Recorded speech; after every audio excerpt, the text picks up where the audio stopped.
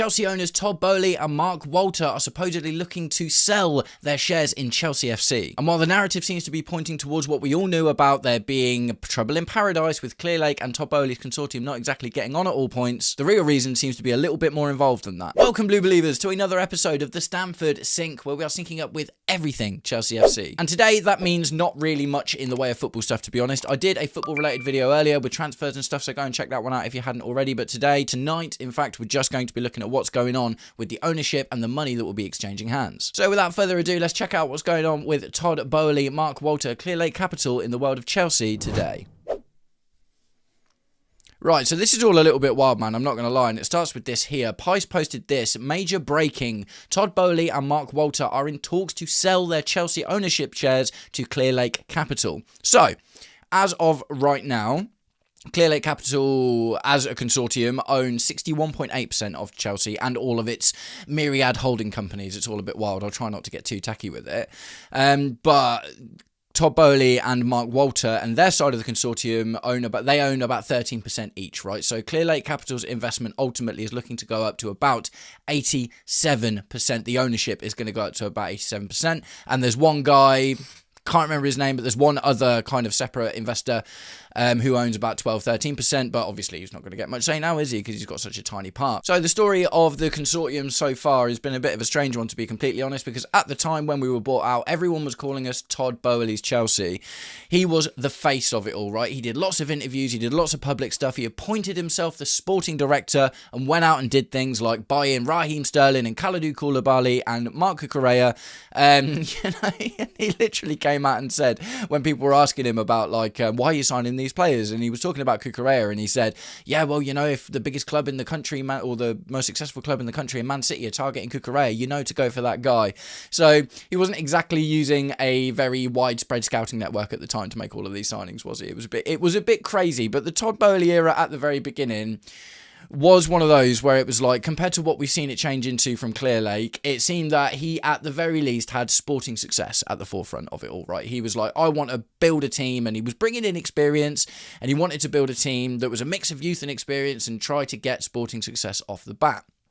Unfortunately, it didn't work.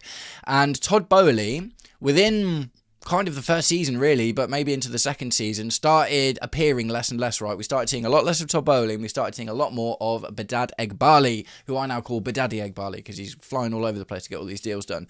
But yeah, Todd Boehly, he made a fool of himself a couple of times. We're going to beat Madrid, 5-1 or whatever it was, and, the 4-4-3, and unfortunately Todd Boehly kind of made himself look a little bit of a caricature of an American owner who had come into a sport that he didn't know anything about. But the sentiment was there from the fans when Clearlake started getting more involved, because when we moved over to Bedad Eghbali and the model with all of the sporting directors and only buying children and getting rid of all of the experience in the squad, things started to look a little bit worse, and all of a sudden there was pining. Do you know what I mean? There was pining. It's like, maybe Todd Boehly can come back and get more involved. As of right now, that doesn't seem it's going to be the case.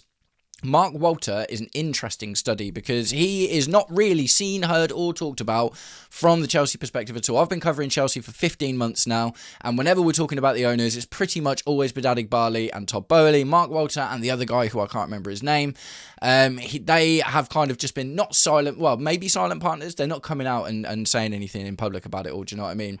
So the interesting thing about the relationship between Todd Boehly and Mark Walter is they also are collaborating on the ownership of the Lakers, who Mark Walter's just sold, but we're going to get into that in a little bit, and the Dodgers as well. So Boehly and Mark Walter seem to come as some sort of package, right?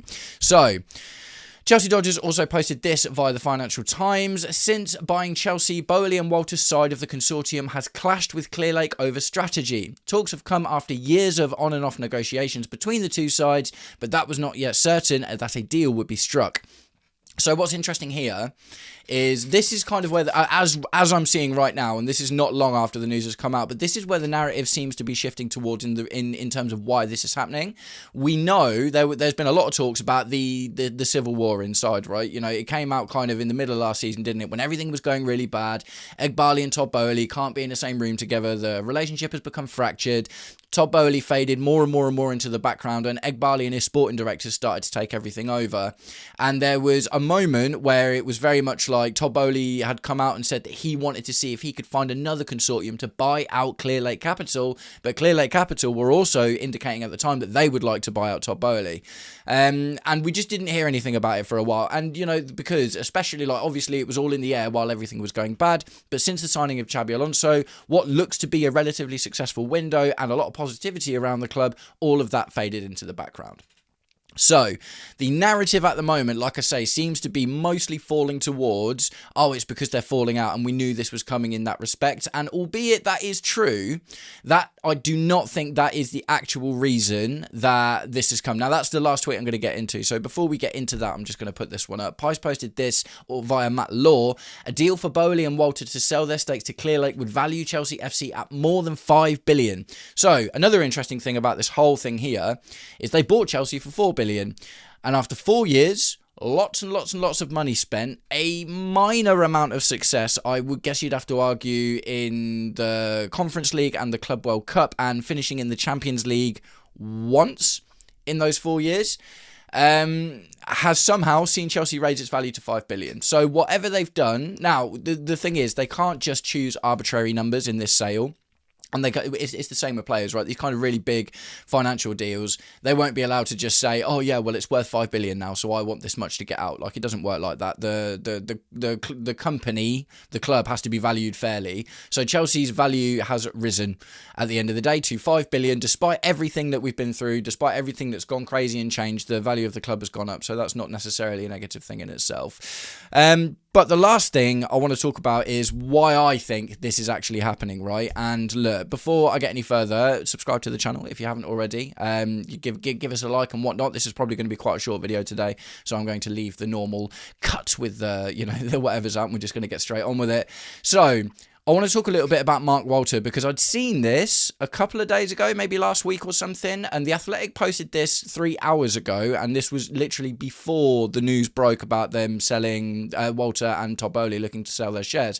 After 14 months of Mark Walter's ownership, the timing of the Lakers sale has raised eyebrows. Two of Walter's companies, both insurance businesses, are under federal scrutiny via both the US Attorney's Office and the SEC. Some of the transactions under investigation involve his sports teams. So, this is the reason that they are selling. So they only bought, so obviously they've been part of Chelsea for 4 years now, but Todd Boehly and Mark Walter also have ownership stakes in the Lakers.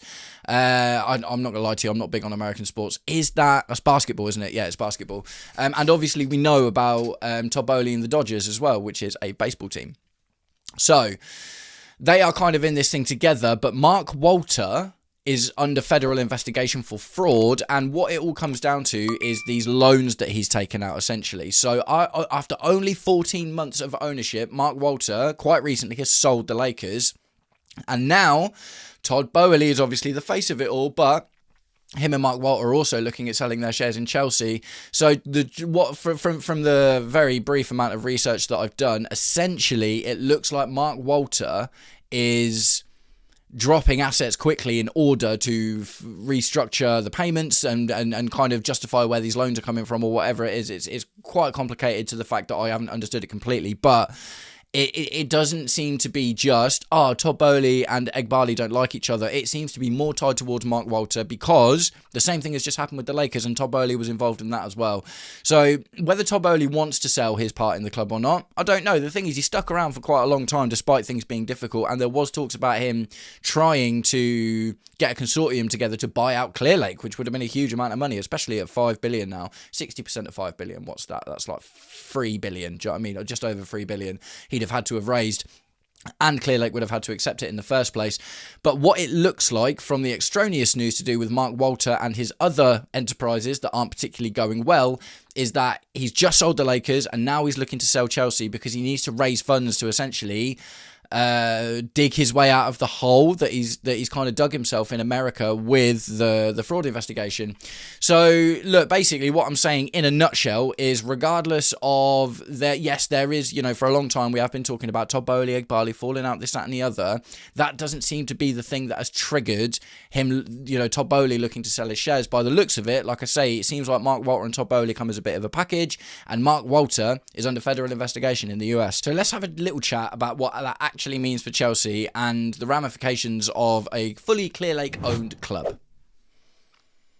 So look, if this had happened 4 or 5 months ago, everyone would have been up in arms about it. Do you know what I mean? Because obviously the talks that were going on already were very much like, loads of people were saying, I hope Todd Boehly can buy out Boehly. Boehly has been driving this youth-led model with the army of sporting directors that he's got, and there was hubris and there was arrogance and there was this idea that they were just going to steamroll football with their idea and their model until it worked. But obviously what we've seen as Chelsea fans, and that's without any, only as the fan perspective, is that it's just not been working, because you can have all the best youngsters in the world, but it doesn't matter if they're not winning on the pitch and you haven't got experience to back them up. So there was definitely a worry before the whole Xabi Alonso situation, and Dave Fallows as well as an important part of that. There was a bit of a worry that this idea of Boehly buying out Todd Boehly already, but where do we sit with it now? Because Boehly and the sporting directors are the ones that are, well, not the sporting directors, but Boehly and Dave Fallows seem to be the ones driving this new version of Chelsea that we've seen this summer. And it is a massive change, isn't it? It's an absolutely huge change. We've literally not gone in with crazy money for some really young talents as well. Think about Alay Begovic that ended up going to Juventus. So albeit I do believe that Chelsea will still be looking to go in and buy young players in the future, 100%. And obviously we've got Marco Palestra, who's only 21. It does seem like initially, on the face of it, the model has changed. Power has been given to Xabi Alonso to manage the sporting project, right? The first team, the sporting project. We're seeing very little from the sporting directors in terms of all of the work that's going on this summer. We're hearing about Dave Fallows being involved in terms of trying to increase the maturity and the mentality of the squad as well, obviously targeting people like Danny Welbeck and Jordan Henderson. So if this has all been Boehly led for the most part, and I say Boehly led, like Boehly was a big part of making a lot of the mistakes because he's the controlling guy in the company, and that's only going to increase.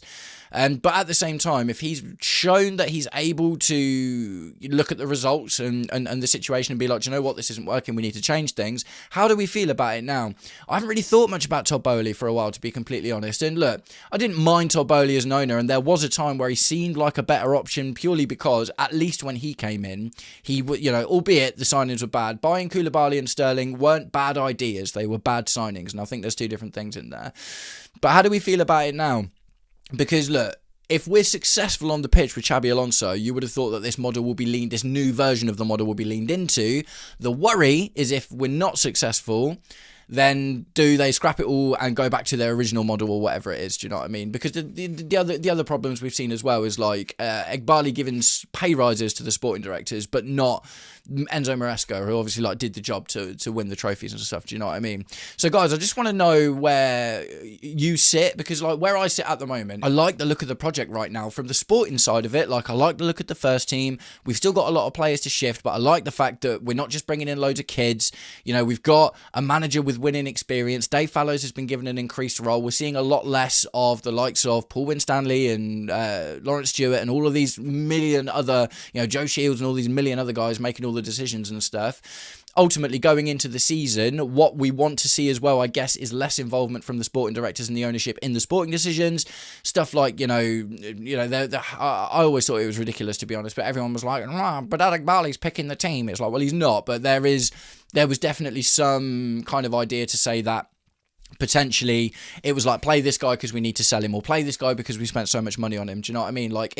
We will see going forward whether that's still going to be the case or not.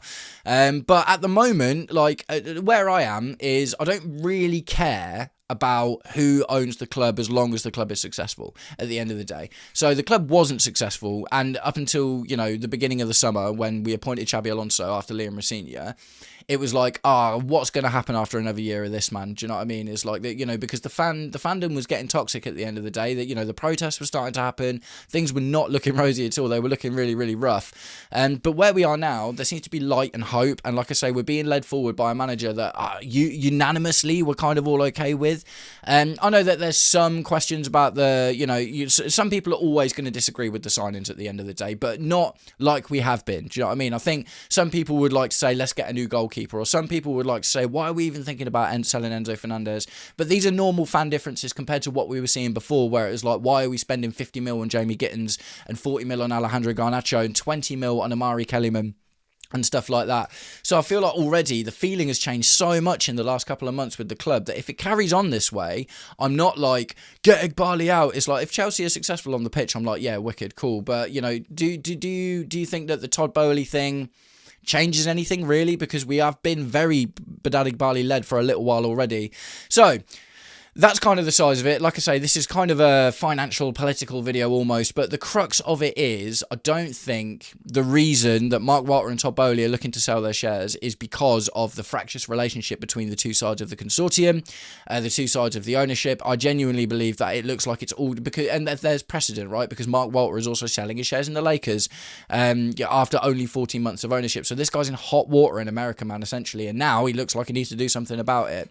So is this a positive thing for Chelsea? How do you feel about Boehly and Clearlake having a bigger stake in the club? How do you feel about Todd Boehly not being around anymore? Bearing in mind, we've barely seen anything of him for the last few months anyway. Let me know what you think in the comments. I'm going to start wrapping the video up there, but nice one, guys. Just one quick thing. I'm on the road to 6,000 subscribers before the 24th on the Monday when the season starts. So if you haven't already, click the subscribe button, give me a like on the video, get it out to as many people as possible, and hopefully I can hit 6,000 subs before the start of the season. Nice one, guys. I hope you're all having an absolutely wicked day, and I'll catch up with you very, very soon. Take it easy.